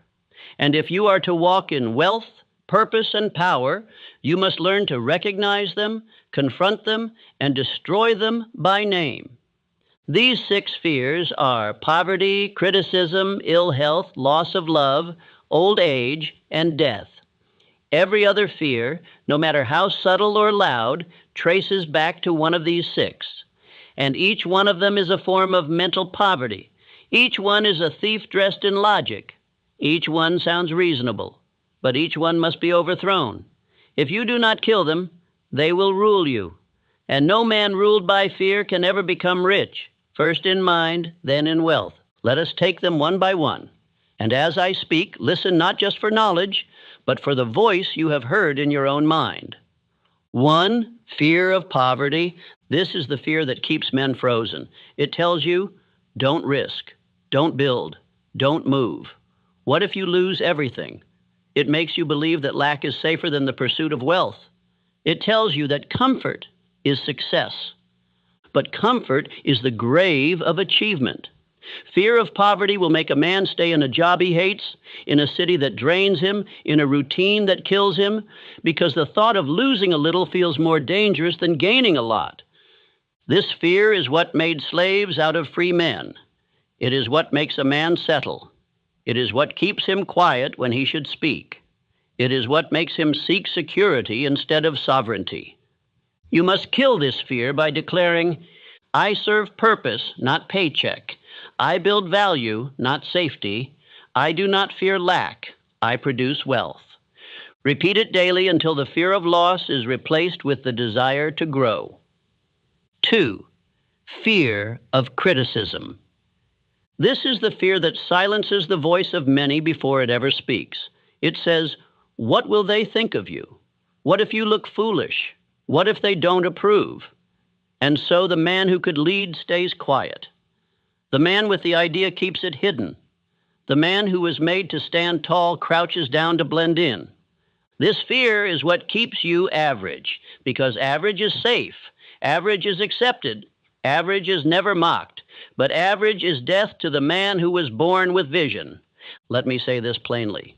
The fear of criticism is the fear of man, and no man who fears man can ever obey his own purpose. You will never lead those you are still trying to please. Say this aloud to drive it out. I speak boldly. I build visibly. I obey vision, not opinion. My purpose is louder than their voices. 3. Fear of ill health. This fear is subtle. It may not scream. It may hide in sensible language. Take it easy. Don't push too hard. What if you burn out? But underneath it all is a belief that the body is fragile, that the mind will break, that the path is too hard, too dangerous, too costly. You must remember, health follows purpose. A man who is weak in vision will be weak in body, but the man who burns with desire, who moves with decision, who refuses to quit, his health aligns with his energy. And yes, you must care for the body, but you do not bow to it. You lead it. You command it. You strengthen it with will and obedience. Say this aloud. My mind strengthens my body. My purpose energizes my life. I do not fear illness. I build vitality through motion and vision. 4. Fear of loss of love. This fear will make a man shrink. It says, if you change, they may leave. If you grow, they may not follow. If you build, you may outgrow. And so men stay small to keep the peace. They slow down to be accepted. They betray themselves to be loved. This fear will keep you surrounded by those who do not believe in you, and it will make you compromise your voice for affection. But you must decide, do you want approval or do you want purpose? Because sometimes they do not come together. The truth is this: the right love will support your growth. The wrong love will fear it. The man who fears loss will never rise. Say this aloud and say it boldly. I walk in love, but I do not beg for it. I grow even if I outgrow. I love with strength, not fear. I do not fear rejection. I pursue truth. 5. Fear of old age. And this is the fear that says, it's too late. You've missed your window. Look how young the others are. It is a lie, a cunning, cruel lie that keeps men from beginning. Some of the most successful men in history started after 40, 50, even 60 years of wandering. The difference is they began while others stayed in regret. Old age is not a curse. It is the gift of refinement, wisdom, precision. A young fool may have energy, but an older man with purpose is a weapon. Time is not your enemy. Wasted time is. But time obeys the man who moves now. Say this and erase the lie. It is not too late. I begin now. My experience is my advantage. My wisdom is my weapon. I grow stronger with age. 6. Fear of death, the final ghost, the one that hides behind all the others. It says, what's the point? It all ends anyway. And so men delay their dreams. They play small. They waste time. Because beneath it all, they are afraid that the end will come before they begin. But the wise man knows death is not the enemy. It is the motivator. It is the clock that reminds you to move. It is the whisper that says, you do not have forever, so live now, build now, speak now, begin now. The man who lives with urgency does not fear death, because he knows he is using every breath with intention. Say this aloud and remove its power. I am not afraid to die. I am afraid to live without building. I use my time. I multiply it. I leave nothing undone. Now that you know the 6 ghosts, you must never again let them speak unchecked. When you hear them, name them, speak against them, replace them. Declare your affirmations aloud every day until fear can no longer live in the house you have built. You are no longer a man in fear. You are a man in faith. Say this aloud, the final seal of this chapter. I fear nothing. I love discipline. I live free. I walk in the armor of faith. Again, I fear nothing. I love discipline. I live free. I walk in the armor of faith. Now rise and build like a man who has nothing left to fear. This is the end of the message, but it must become the beginning of your transformation. What you have just heard are not ideas. They are not motivational fragments. They are not tips or techniques.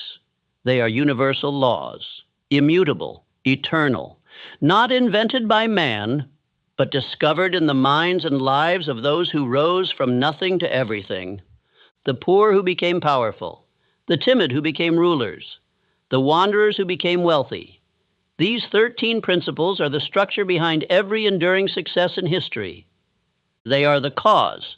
All results are effects. If you obey them, they will obey you. If you delay them, they will delay you. If you ignore them, they will let you drift. But if you install them, speak them, live them, they will shape your world in your image. You now know the truth. Desire is the starting point. Nothing begins until the fire is lit. Faith is belief installed through repetition, decision, and emotion. Autosuggestion is the daily ritual that commands the subconscious. Specialized knowledge is applied intelligence, not theory, but action. Imagination is the workshop where you build what will soon exist. Organized planning is the bridge between intention and income. Decision is the sword that cuts hesitation. Persistence is the muscle that moves even when tired. The mastermind is the alliance that multiplies your vision. Sex transmutation is the channeling of your deepest energy. The subconscious mind is your silent servant. Give it only clear orders. The brain is the broadcaster and receiver of the wealth frequency. The sixth sense is your final teacher, appearing only when you are ready. And the six ghosts of fear, poverty, criticism, ill health, loss of love, old age, and death must be named and burned at the altar of discipline and truth. Now hear me clearly. This message is not meant to be heard once. If you only listen once, your mind will nod and forget. If you only listen casually, your body will feel good and change nothing. But if you return daily, even for a few minutes, and speak the words aloud and apply one principle at a time, your mind will begin to change. And when your mind changes, your world must follow. This is how men rewire identity. This is how beliefs are rewritten. This is how new habits are formed, not by effort alone, but by programming. Do not listen passively. Do not consume this like entertainment. This is your instruction. Make it your morning ritual. Make it your night training. Let your subconscious drink from it. Let your brain broadcast it. Let your spirit align with it every day, even if only 5 minutes. You don't need the whole mountain each time, but you must climb something. You must feed your inner world more often than the world feeds fear into you. You must become loyal to this message because it is loyal to your success. You now know what most will never hear. You now hold what most will never obey. And because of that, you are now responsible. Speak this now as your final vow. I obey the laws of wealth. I repeat truth. I act daily. I will not drift. I demand riches of life by law, by will, by decision. Say it again. I obey the laws of wealth. I repeat truth. I act daily. I will not drift. I demand riches of life by law, by will, by decision. This is your blueprint. This is your path. And now it is yours to live. Let this message live in you until you no longer recognize the man you used to be.